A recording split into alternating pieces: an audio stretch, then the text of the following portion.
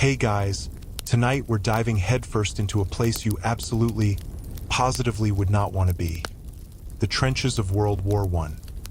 Imagine, if you can, standing knee-deep in freezing mud, the air thick with the metallic tang of blood, the acrid bite of cordite, and a stench that defies description. A truly unique blend of decay, unwashed bodies, and overflowing latrines. The constant, distant rumble of artillery fire is your new heartbeat, a rhythm that never quite fades. Shrapnel whistles overhead like an angry wasp, and every single sound, every shadow, whispers of unseen dangers.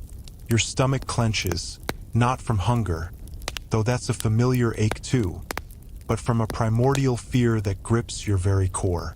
You look down at your trembling hands, already caked in grime, and realize with a chilling certainty that you probably wouldn't survive this, not even for a day. So, before you get comfortable, take a moment to like the video and subscribe, but only if you genuinely enjoy what I do here. And hey, if you're listening, drop a comment with your location and local time. It's always cool to see where you guys are tuning in from. Now, dim the lights, maybe turn on a fan for that soft background hum, and let's ease into tonight's journey together. You've just arrived. 1 minute you were in your cozy bed, perhaps dreaming of a world without deadlines or laundry, and the next you're slammed into the grim reality of the Western Front. It's not a gentle transition, more like being dropped from a great height into a cesspool.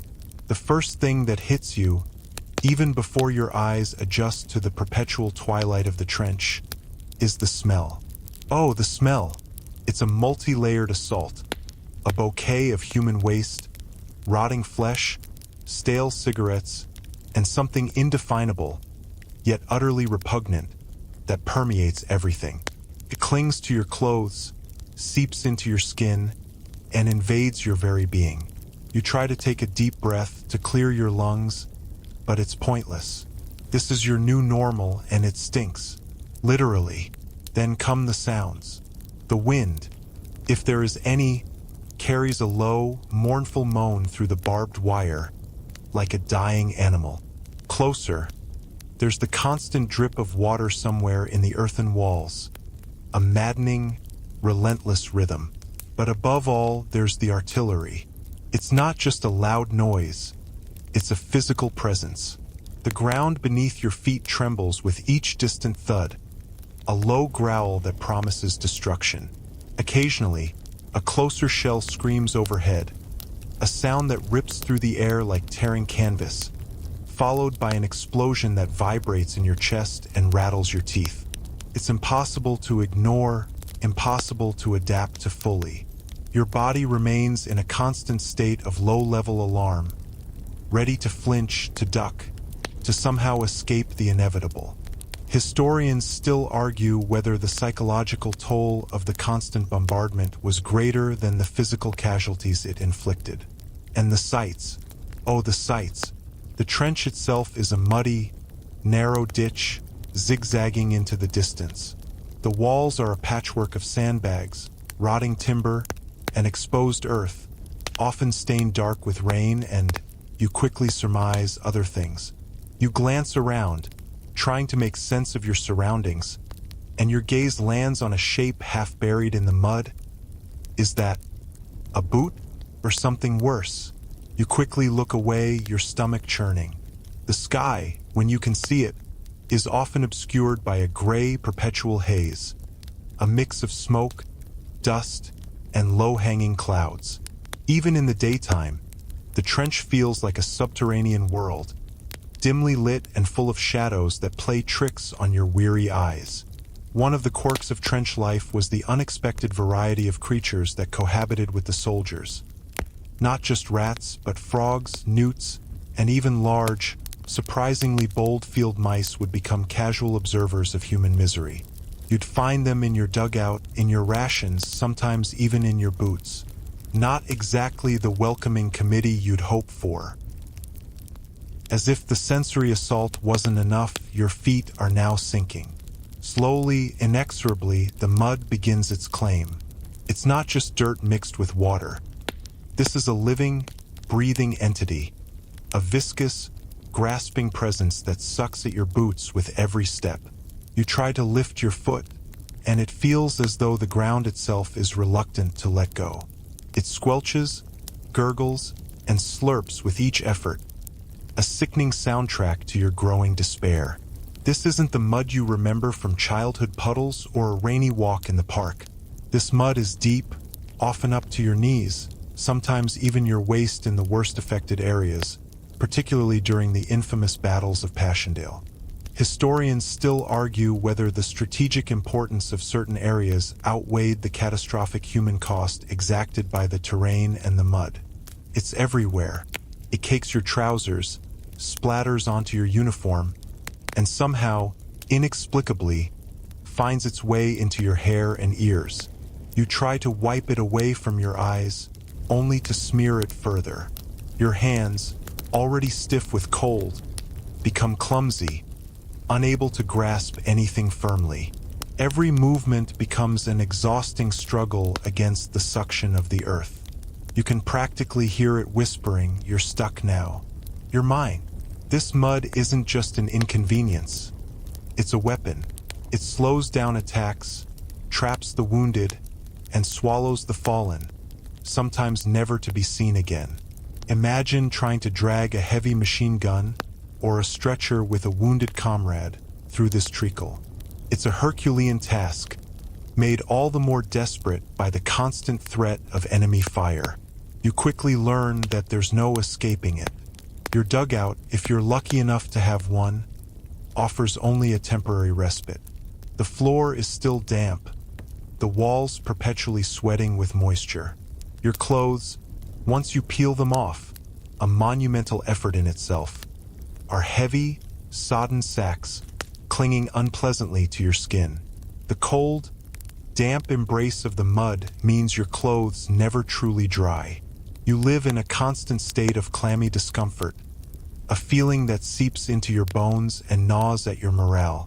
A particularly gruesome anecdote tells of soldiers who, exhausted beyond belief, fell asleep standing up in the mud and actually drowned, unable to extract themselves when the water levels rose. It sounds like something out of a horror movie, but for those in the trenches, it was a terrifying reality. The sheer volume of water, combined with the churned-up earth from endless shelling, created this nightmarish landscape. Drainage was virtually non-existent. Imagine trying to dig a trench deeper, only to find the water table just inches below the surface, turning your efforts into a muddy, watery mess. Or picture trying to shore up a collapsing section of the trench wall when the very ground is dissolving around you. It's a Sisyphean task, made worse by the knowledge that the enemy, just meters away, is facing the exact same miserable conditions. One might joke, though it's hardly funny, that the only thing drier than the British sense of humor was the Western Front. Not a chance. The mud was the ultimate equalizer, making generals and privates alike suffer its indignities. This ever-present, all-encompassing mud is your new, unwelcome roommate. And trust me, it doesn't pay rent. As your boots sink deeper into the mud, a new awareness creeps in: you are not alone. And I don't mean your fellow, equally miserable soldiers. No, you're sharing this charming abode with an army of the unwelcome. The first to announce their presence are the rats. They are everywhere. They scurry along the trench walls, bold and brazen, their beady eyes glinting in the gloom. They dart across your feet, a chilling tickle against your already sodden trousers. These aren't your typical city alley rats. These are trench rats, grown fat and fearless on the abundance of human refuse and, tragically, on the bodies of the fallen. They are enormous, some described as being the size of small cats, and their numbers are beyond comprehension. One of the more gruesome, yet common, observations by soldiers was that rats would often ignore a living man to feast on a corpse, sometimes only feet away. You might try to ignore them, but it's a losing battle. They gnaw at sandbags, contaminate food, and carry diseases. The sheer audacity of them, running over sleeping men, even stealing food from open haversacks, is a constant source of revulsion. And then there are the lice. Oh, the lice! You start to feel an insidious itch, a crawling sensation that begins subtly and then escalates into a maddening torment. These aren't just a few itchy bites. Your uniform, your skin, your hair, they are all infested. Billions of tiny, parasitic creatures, thriving in the unwashed, overcrowded conditions. Chatting or seaming was a common, if disgusting, activity where soldiers would spend hours picking lice from the seams of their uniforms, often using a lit candle or a hot mess tin lid to burn them off with a satisfying pop. It's a ritual born of desperation, offering only temporary relief before the next wave arrives. You'll quickly learn that any personal space you thought you had is now shared with these countless, unwelcome cohabitants. And with the lice, the rats, and the general lack of sanitation comes the specter of disease. It's not just the big, obvious dangers of bullets and shells that threaten your life. The invisible enemies are arguably more pervasive and insidious. Dysentery is rampant, leading to debilitating diarrhea and dehydration, often rendering men too weak to fight or even to stand. Typhus, spread by the very lice that plague you, brings fever, rashes, and delirium, a swift and brutal killer. And then there's the constant threat of infection from even the smallest wound. A scratch, a cut, a blister all can fester in the unsanitary conditions, leading to gangrene and amputation if you're lucky enough to make it to a field hospital. The sick bay, if you can even call it that, is often just another dugout, dimly lit and filled with the groans of the truly miserable. The medical support, while heroic in its efforts, was often overwhelmed. Simple things we take for granted, like clean water and sterile instruments, were luxuries. Historians still argue whether the medical advancements spurred by the war, particularly in surgery and wound care, truly compensated for the sheer scale of the sickness and suffering endured by the troops. You'd quickly realize that surviving a bullet might just lead to dying from a bacteria. It's a cruel twist of fate, an ironic punchline to an already unfunny joke. Your immune system, used to the relatively sterile environments of modern life, would be utterly unprepared for the microbial free-for-all that is trench warfare. Every itch, every cough, every stomach cramp would send a shiver of dread down your spine. With the rats, the lice, and the lingering fear of disease as your constant companions, your thoughts inevitably turn to food, or rather, the distinct lack of anything truly appetizing. Gone are your days of choosing between cereal or toast, or debating the merits of takeout versus cooking. Here, sustenance is a grim necessity, often delivered in a state that would make a dumpster look gourmet. Your primary ration would be something called bully beef, which is just tinned corned beef. The salty, greasy, and incredibly monotonous. You'd eat it cold, often straight from the tin, if you were lucky enough to have a can opener. Or perhaps it would be mixed with hardtack, a notoriously dense and flavorless biscuit so hard it could crack teeth, and often described as a brick. You'd have to dunk it in water or tea if you had any, just to soften it enough to chew. It's a far cry from your artisanal sourdough or your gluten-free granola. Then there's the bread. When it arrived, it was often stale, moldy, or worse, full of weevils. Yes, little beetles. You'd learn to pick them out, or simply ignore them, a grim testament to the depths of your hunger. Fresh vegetables and fruit were almost unheard of, leading to widespread nutritional deficiencies.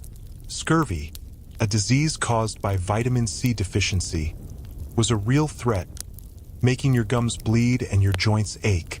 Imagine trying to fight a war when your body is literally falling apart from the inside out due to lack of proper nutrition. It's a slow, agonizing decline. The logistics of getting food to the front lines were a monumental challenge. Transporting supplies through muddy, shell-pocked terrain under constant enemy fire, meant that rations were often delayed, damaged, or simply lost. One quirky tidbit: some soldiers, in a desperate attempt to add variety, would try to catch birds or small animals that wandered into the trenches, supplementing their meager diet with whatever they could snare. Not exactly haute cuisine, but desperate times call for desperate measures, right? You might find yourself suddenly appreciating the questionable delight of a pigeon stew, if you were resourceful enough. And then there's the tea. Oh, the tea! While often a scalding hot, sugary brew that could momentarily warm your chilled bones, it was frequently made with unpurified water, leading to more digestive woes. Yet, it was a lifeline, a small comfort in a world devoid of almost any pleasure. The shared ritual of a hot cup of tea, however suspect its origins, was one of the few moments of communal solace. Historians still argue whether the British Army's reliance on tea as a morale booster was a testament to its cultural significance or a pragmatic response to the limited palatable options available. Either way, it was your most reliable friend. But even with the tea, the constant gnawing emptiness in your stomach, combined with the vile taste of everything, would make you question if survival was even worth the effort. You'd quickly realize that you're not just fighting the enemy. You're fighting a constant, losing battle against hunger and the sheer unpleasantness of your daily meals. If food was a battle, then water was a constant, life-or-death struggle. Forget your filtered, chilled, perfectly clear water bottle. Here, water is a precious commodity, often scarce, and almost always tainted. You'd receive your daily ration, perhaps a small tin canteen full of lukewarm liquid that tasted suspiciously metallic, or worse, like the muddy ground itself. This water, if you were lucky, came from a supply point behind the lines, carted forward in large containers, often exposed to the very elements and contaminants you were desperately trying to avoid. But often, your only recourse would be to collect rainwater, if it fell, or to try and filter water from shell craters.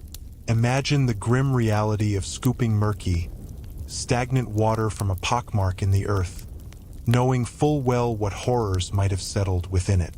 Decaying organic matter, chemicals from exploded shells, and the invisible menace of bacteria and disease. You try to boil it, if you had the means, a small, smoky fire that risked drawing enemy attention. But even then, the taste remained foul and the microscopic threats often persisted.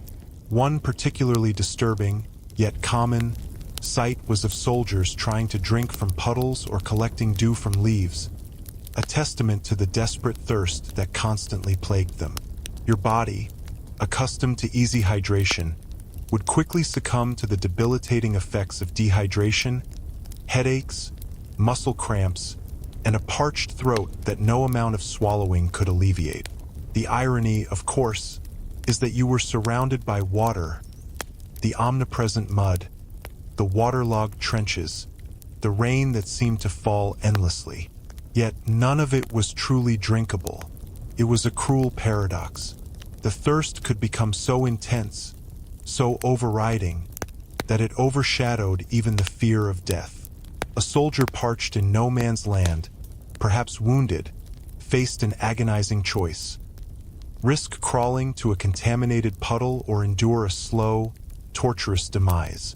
This fundamental need, so easily met in your modern life, becomes an almost insurmountable obstacle. Historians still argue whether the strategic decisions to fight in perpetually waterlogged regions, such as Flanders, fully accounted for the logistical nightmares and human suffering caused by the lack of potable water. The consequences were dire. Dysentery, cholera, and typhoid fever decimated units, often claiming more lives than enemy fire. You'd find yourself bargaining, praying, for a clean sip, a single moment of relief from the relentless thirst that seemed to be actively trying to dry you out from the inside. And you'd watch with a mixture of envy and revulsion as a rat, completely unbothered, slurped from a muddy puddle you wouldn't dare touch. This fundamental, life-sustaining element, so abundant in your home, was transformed into a deadly gamble. Even with the constant thirst and gnawing hunger, your body still screams for rest. But in the trenches, sleep is less a restorative act and more a dangerous gamble, a fleeting whisper of oblivion that's constantly threatened. Forget your memory foam mattress and blackout curtains. Here, your bed is often the cold, damp earth, or a makeshift shelf carved into the trench wall, barely wide enough to accommodate your weary frame. If you're lucky, you might have a bit of straw or a few sandbags for a pillow, but comfort is a foreign concept. The pervasive dampness seeps into your bones, chilling you to the core. The cold is relentless, particularly at night. Your greatcoat, thin and often soaked, offers little protection. You shiver, your teeth chattering, and try to huddle into a ball, desperately trying to conserve what little body heat you have. And then there are the sounds, the constant, maddening drip of water, the scuttling of rats, sometimes directly over your face, the distant or terrifyingly close thud of artillery. Even in the dead of night, the war doesn't truly sleep, and neither can you. Your ears are perpetually pricked, listening for the distinctive whistle of a shell, the ominous rattle of a machine gun, or the sudden shouts of an attack. You might drift off for a few minutes, a fitful doze, only to be jolted awake by a nightmare, or the sudden sound of a falling sandbag. Deep, uninterrupted sleep is a luxury almost unimaginable. One of the more peculiar ways soldiers tried to cope with the noise was by stuffing their ears with anything they could find: mud, bits of rag, even spent bullet casings. Imagine trying to catch some Z's with a piece of metal wedged in your ear. Not exactly a recipe for restful slumber. The lack of sleep becomes a form of torture, slowly eroding your mental and physical resilience. Your reflexes dull, your judgment clouds, and your ability to focus deteriorates. You become easily irritable, prone to snapping at your comrades over the smallest perceived slight. Historians still argue whether the cumulative effects of sleep deprivation contributed significantly to the widespread cases of shell shock, as the constant state of hypervigilance prevented the brain from processing trauma effectively. It's a cruel irony. Your body desperately needs rest to recover, but the very environment you're in makes true rest impossible. You'd find yourself envying the dead, not for their ultimate peace, but for their ability to finally, truly sleep. You'd catch yourself nodding off during watch, a cardinal sin punishable by court-martial, but an almost irresistible urge. Your body is screaming for oblivion, but the trench demands eternal vigilance. You're living on borrowed time, powered by adrenaline and a desperate, failing will to stay awake. Now, let's talk about something incredibly basic, something you probably don't give a second thought to in your daily life: using the bathroom. In the trenches, the latrine wasn't just a facility. It was a public ordeal, a humbling, unsanitary, and often dangerous necessity. Forget privacy, forget hygiene. Your toilet was usually a simple deep pit dug into the ground, sometimes with a wooden plank laid across it. And it was communal, very communal. You'd be doing your business, exposed to the elements, to the ever-present rats, and to the watchful, or at least present, eyes of your comrades. Modesty, like so many other pleasantries, quickly became another casualty of war. The smell, if you can even imagine it after the general trench stench, was truly overpowering around these latrine pits. They were rarely emptied, slowly filling up, attracting swarms of flies that would then carry disease back to the living areas and your food. It was a constant source of discomfort and a major vector for the dysentery that ravaged the troops. You'd try to find a quiet moment, perhaps in the dead of night, but even then, the constant threat of shelling or a surprise attack meant you could never truly relax.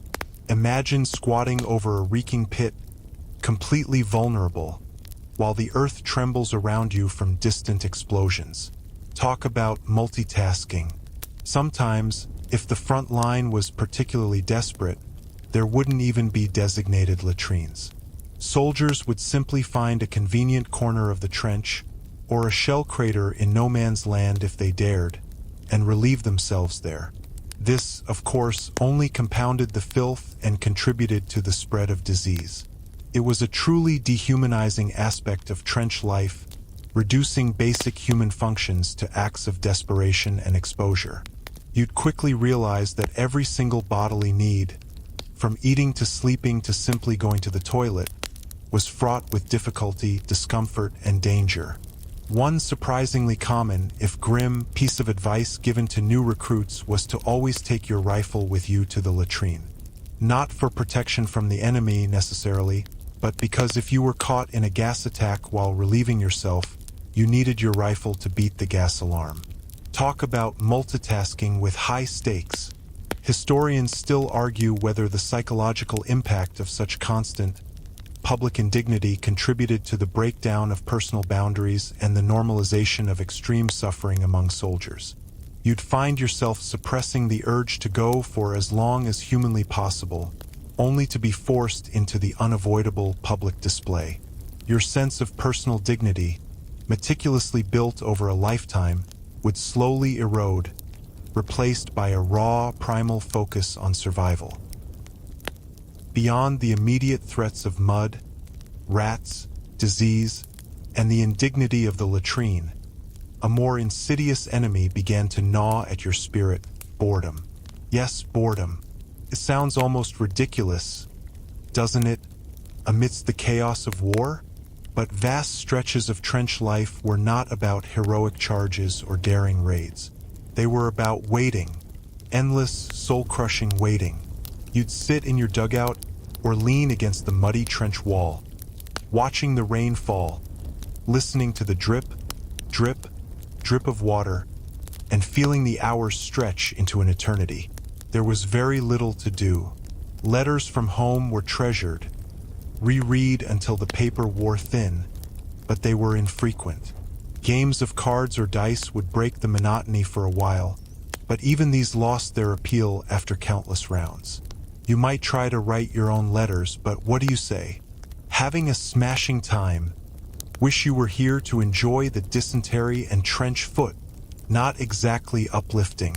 The days blurred into weeks, marked only by the change of shifts, the occasional sound of distant shelling, and the increasingly desperate search for something, anything, to occupy your mind. You'd find yourself meticulously cleaning your rifle for the 10th time, or staring blankly at the trench wall, noticing every crack, every loose pebble. Small, seemingly insignificant details would take on immense importance simply because they were something to focus on. A piece of string, a discarded tin, a stray button, anything could become a temporary fascination. One of the quirks of trench life was the unexpected creativity it sometimes fostered. Soldiers would carve intricate designs into shell casings, write poems in the mud with sticks, or even try to train the ever-present rats, sometimes with dubious results. Not exactly primetime entertainment, but it beat staring at a wall. The silence, when it occasionally descended, was almost as unsettling as the noise. It was a false peace, a tense lull that made you even more acutely aware of your vulnerability. You'd strain your ears, listening for any sign of activity from the enemy lines, or the telltale whistle of an incoming shell. Even relaxation was fraught with anxiety. Historians still argue whether the psychological impact of prolonged inactivity, interspersed with moments of extreme terror, made soldiers more susceptible to mental breakdowns than continuous combat.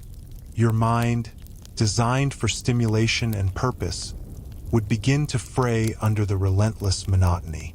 You'd yearn for action, not because you craved danger, but because it would at least be a change, a break from the maddening, soul-sapping void of nothingness.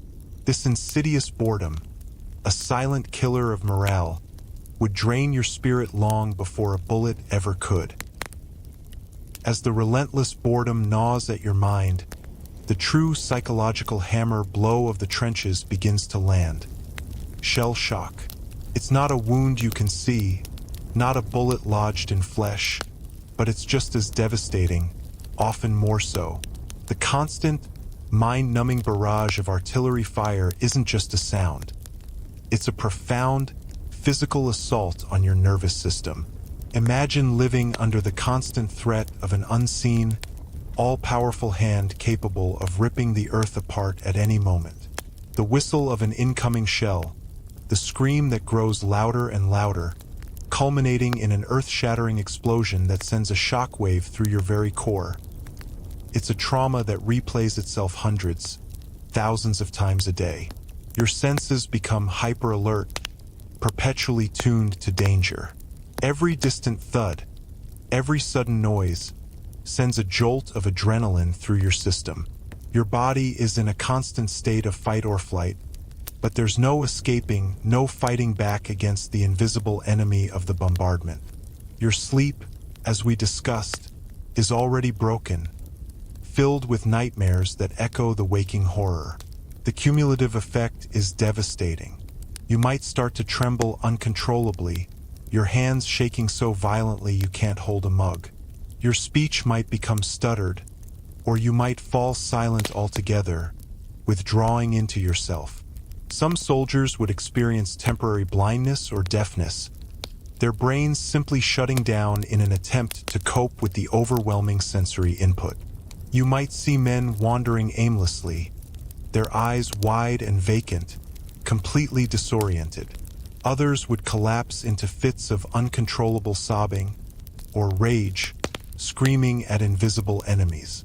The old term for this condition was shell shock, initially thought to be a physical injury to the brain from concussive blasts, but quickly recognized as a profound psychological breakdown. It was a mental wound, often misunderstood and sometimes even dismissed as cowardice. Imagine being told you're weak or faking it when your mind is literally shattering under the strain. One particularly poignant example is the story of soldiers who, during moments of intense bombardment, would spontaneously start singing or dancing, an almost involuntary manic response to the overwhelming stress. It was a macabre spectacle, a desperate attempt by the psyche to find an outlet for unbearable terror. Historians still argue whether the medical community of the time adequately understood and treated shell shock, or if many soldiers were unjustly punished or stigmatized for conditions beyond their control. You'd witness men who, just weeks prior, were vibrant and full of life, reduced to trembling wrecks, their eyes holding a distant, haunted look. The trench wouldn't just break your body, it would shatter your mind, leaving an invisible wound that might never truly heal, a constant echo of the terror long after the guns fell silent. Even if your mind somehow held together amidst the chaos and the creeping madness of shell shock, your body was under constant assault from the environment itself. And one of the most common, most debilitating, and utterly revolting conditions you'd face was trench foot. This wasn't some minor irritation. It was a rotting reality, a slow, agonizing decay of your feet caused by prolonged exposure to cold, wet, and unsanitary conditions. Remember that omnipresent mud we talked about?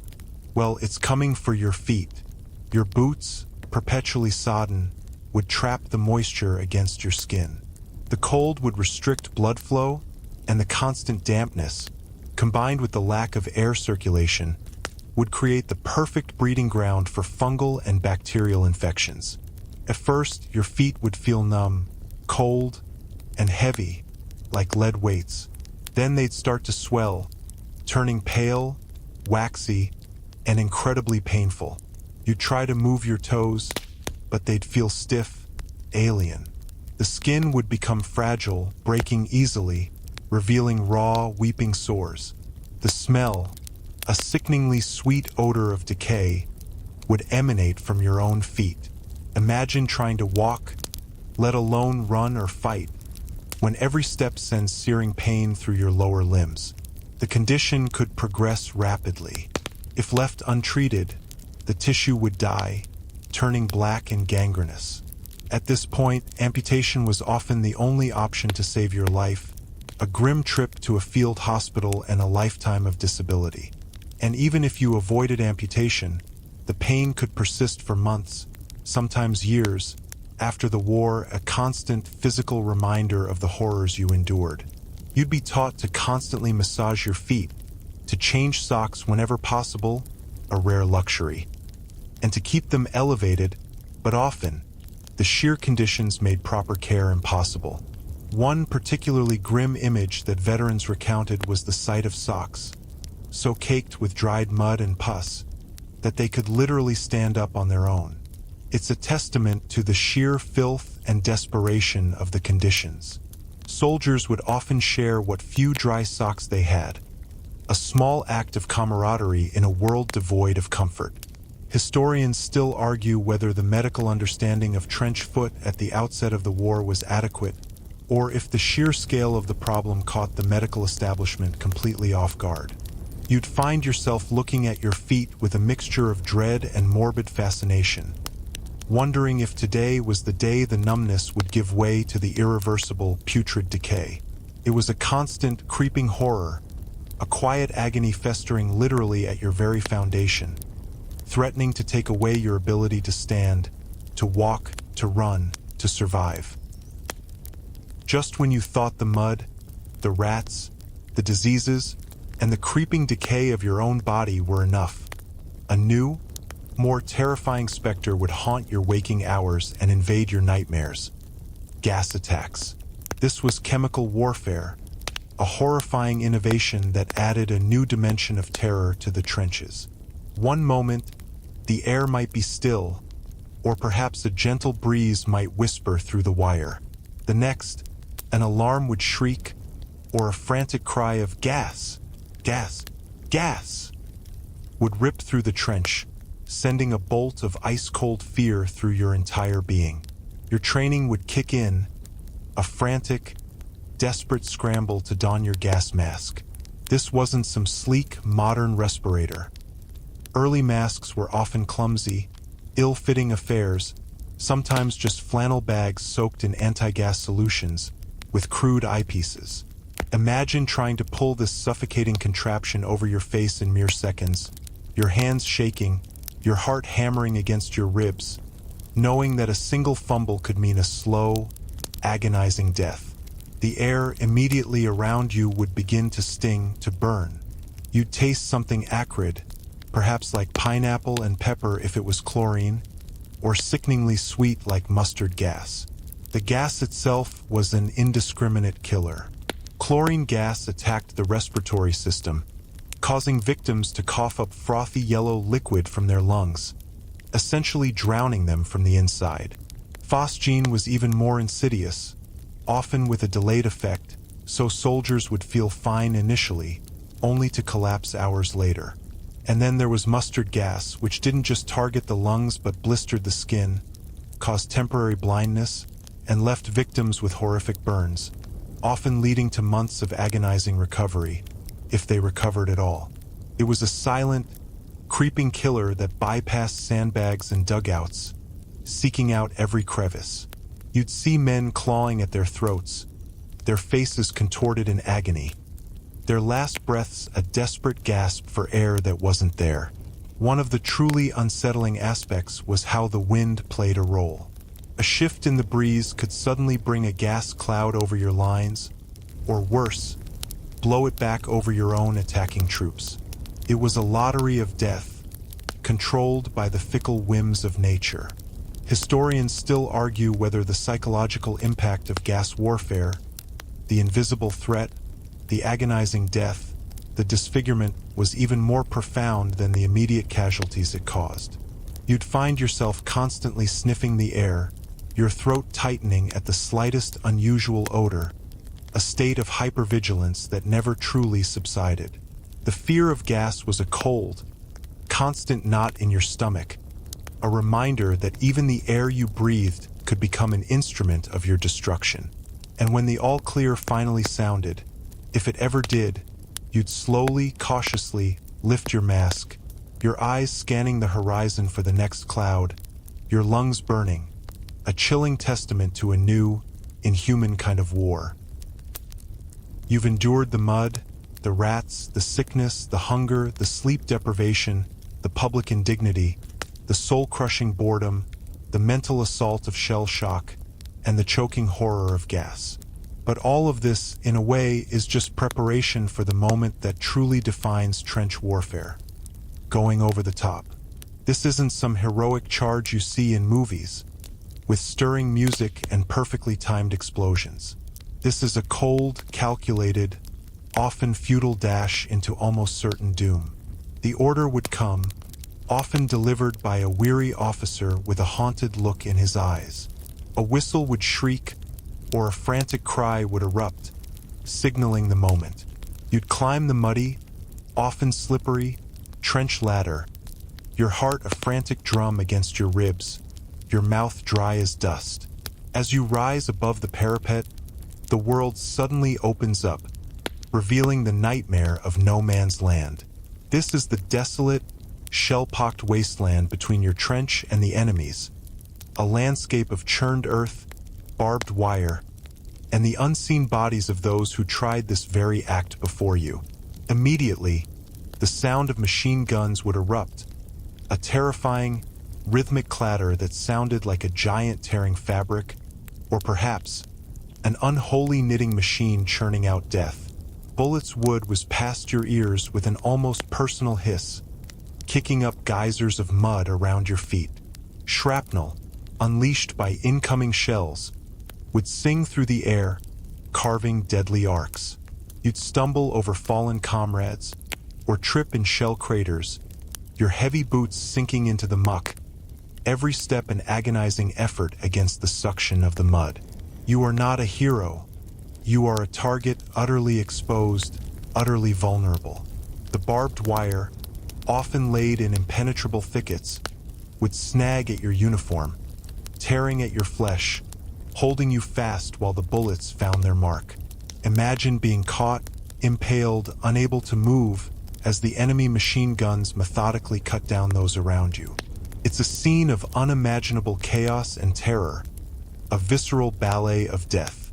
One of the more poignant descriptions from veterans involved the sheer unreality of it all, almost like watching a play, detached from their own impending doom, until the impact of a bullet or shell brought them back to the horrifying reality. Historians still argue whether the tactical benefits of these over-the-top charges ever justified the colossal loss of life they consistently incurred. You'd witness friends, men you'd shared meager rations with, laughed with, cried with, fall around you, sometimes with a sickening thud, sometimes with a silent crumpling, their lives extinguished in an instant. There's no time for grief, no time for fear, only the primal urge to keep moving forward, to somehow, impossibly, reach the enemy lines, knowing full well that few, if any, would make it. This moment, this terrifying dash across no man's land, would be the ultimate test of your will, your courage, and your sheer dumb luck. And in that moment, you'd understand why survival, even for a day, was a statistical anomaly. If by some miracle you survived the dash over the top, or if you were lucky enough to be spared from such a futile assault, you'd still have to contend with the very instruments of death themselves, the weapons. These weren't the sleek, advanced tools of modern warfare. They were often crude, yet devastatingly effective, demanding a grim education in their use and their terrifying capabilities. Your primary companion would be your bolt-action rifle, like the British Lee-Enfield or the German Mauser. It was heavy, often fouled with mud, and required deliberate, practiced movements to load and fire. Forget rapid-fire accuracy. You'd learn the slow, deliberate rhythm of chambering a round, aiming, firing, and then reloading, all while under immense pressure. Then there were the machine guns, the true harbingers of mass slaughter. The British Vickers, the German Maxim, these were not man-portable weapons. They were heavy, tripod-mounted beasts that required a team to operate, often prone to jamming if not meticulously cleaned and cared for. Their rhythmic chatter, that terrifying thump-thump-thump sound, could scythe down hundreds of men in minutes. You'd quickly learn the distinct sounds of different machine guns, differentiating friend from foe, a chilling auditory map of the battlefield. One quirky historical tidbit is that some machine gunners would famously pour water over their guns to cool the barrels during prolonged firing, sometimes even using their own urine in desperate circumstances. Not exactly standard operating procedure, but necessity and survival are harsh mistresses. Beyond the small arms, there were the grenades. Not the neat, pin-and-throw devices you might imagine, but often crude stick grenades or pineapple bombs, sometimes manufactured in local workshops. They were unreliable, dangerous to the user, and their primary function was to clear trenches or provide suppression. Imagine the nerve it would take to pull the fuse on a hand grenade, count to a precise number, and then throw it, hoping it didn't detonate prematurely or just fizzle out. And of course, the artillery. The big guns, miles behind the lines, capable of raining down shells with horrifying accuracy, or sometimes frustrating inaccuracy. From the small whiz-bangs, field artillery shells that arrived almost before you heard them, to the massive coal boxes, heavy howitzer shells that churned up the earth. You'd learn to distinguish their unique incoming sounds, hoping to duck and cover in time. Historians still argue whether the dominance of artillery in World War I led to a stagnation of battlefield tactics, forcing armies into static trench warfare for years. You'd quickly realize that while your rifle was a tool for personal defense, it was the unseen, impersonal, mechanized weapons that truly governed life and death on the Western Front. Learning to use and respect these instruments of destruction would be a grim, necessary lesson, etched into your memory by the constant threat they posed. In this world of endless misery, where every sense is assaulted and every moment a gamble against oblivion, something remarkable would still emerge: camaraderie. It's a strange, fierce bond, forged in the crucible of shared suffering, unlike anything you've ever experienced. Your trench mates, these men from vastly different walks of life, suddenly become your entire world. They are your brothers, your confidants, your last line of defense against the creeping madness and the brutal reality of the war. You would find yourself relying on them for everything: a shared cigarette, a whispered joke, a quick word of encouragement, or a strong hand to pull you from the mud. When a shell landed close, it wasn't just your own life you feared for, but theirs. When a man went down, the instinctive urge was to reach for him, to drag him to safety, even at immense personal risk. There's no judgment, no pretense, no social hierarchy in the face of death. Everyone is equally vulnerable, equally terrified, and equally reliant on the man next to them. This shared experience creates an almost telepathic understanding, a silent language of glances and gestures that conveys more than words ever could. You'd witness acts of incredible selflessness, men risking their lives to bring water to a wounded comrade, or sharing their last biscuit with a starving friend. It's in these small human moments that the enduring spirit of humanity, however battered, shines through. Imagine trying to sleep huddled together for warmth, knowing that the man beside you might not be there in the morning, but that for now, in this moment, you are together.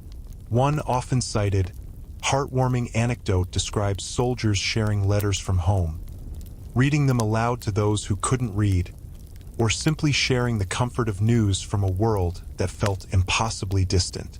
It was a lifeline to sanity, a fragile thread connecting them to everything they were fighting for.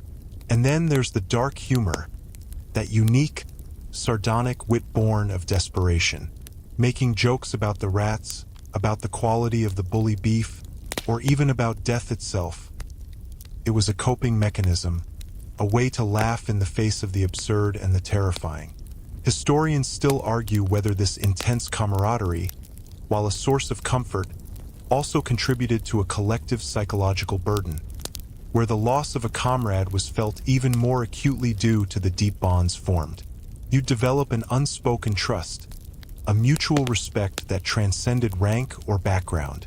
These men, your trench family, would be the only ones who truly understood what you were enduring, and that shared understanding in a world gone mad would be one of the few things keeping you from breaking completely. This bond, forged in fire and mud, would be one of the most powerful and perhaps most painful legacies of your time in the trenches. After all that you've endured, the physical decay, the mental anguish, the sheer, unrelenting terror, you might wonder, where is the hope? In the trenches, hope wasn't a bright, shining beacon. It was a distant echo, a fragile whisper that could easily be drowned out by the roar of artillery or the gnawing despair of your surroundings.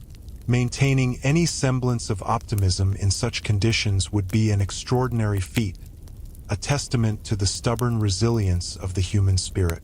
Hope might manifest in the smallest, most unexpected ways. The arrival of a letter from home, smelling faintly of a world that felt impossibly far away, could bring a momentary surge of warmth. A parcel containing a tin of biscuits, a pair of dry socks, or even a newspaper from months ago would be devoured with a desperate hunger, not just for the contents, but for the connection to the world beyond the wire. These were tiny pinpricks of light in an overwhelming darkness. You'd cling to rumors of a breakthrough, a push that would finally end the stalemate, even if deep down, a cynical part of you knew it was likely just another false dawn. The dream of going home was the ultimate, enduring hope, though its realization felt increasingly remote. You'd imagine your family, your town, the simple comforts of a warm bed and a clean meal, and these mental images would provide a fleeting escape from the grim reality. Yet, even this hope was tainted by the knowledge that many wouldn't make it, that the war demanded an endless sacrifice. You'd see men who held on to this hope with desperate tenacity, and others who seemed to have lost it entirely, their eyes glazed over with an unbearable weariness.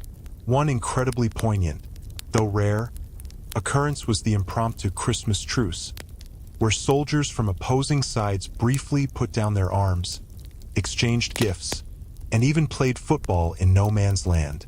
It was a fleeting, almost surreal moment of shared humanity, a stark contrast to the daily butchery, offering a glimpse of a different kind of hope, one of peace, however temporary. Historians still argue whether the concept of just war could truly apply to the protracted, attritional warfare of the trenches, where the human cost seemed to outweigh any discernible progress or moral victory. You'd find yourself bargaining with fate, making silent promises just for another sunrise, another chance to survive. The hope wasn't about victory. It was about endurance, about getting through one more hour, one more day. It was about seeing the face of a loved one again, even if that dream felt as distant and ethereal as the stars hidden by the perpetual smoke. And as you closed your eyes, in that brief, fitful slumber, you would cling to that faint, flickering ember of hope, knowing it was often the only thing left to keep you alive. And now, as the distant rumble of artillery finally fades and the cold, damp earth recedes from your mind, allow yourself to slowly drift back. The smells of mud and decay soften, replaced by the familiar comfort of your own space. The chilling whispers of the wind through barbed wire give way to the gentle hum of your fan, or the quiet stillness of your room. Let the images of the trench, so vivid just moments ago, begin to blur, dissolving into the quiet background of your thoughts. The struggles, the fears, the sheer, unimaginable hardship of those long-ago days, they recede, becoming just a memory, a story told in the quiet of the night. Feel the warmth of your covers, the softness beneath your head. Take a deep, slow breath, in through your nose, out through your mouth, and let the quiet darkness embrace you.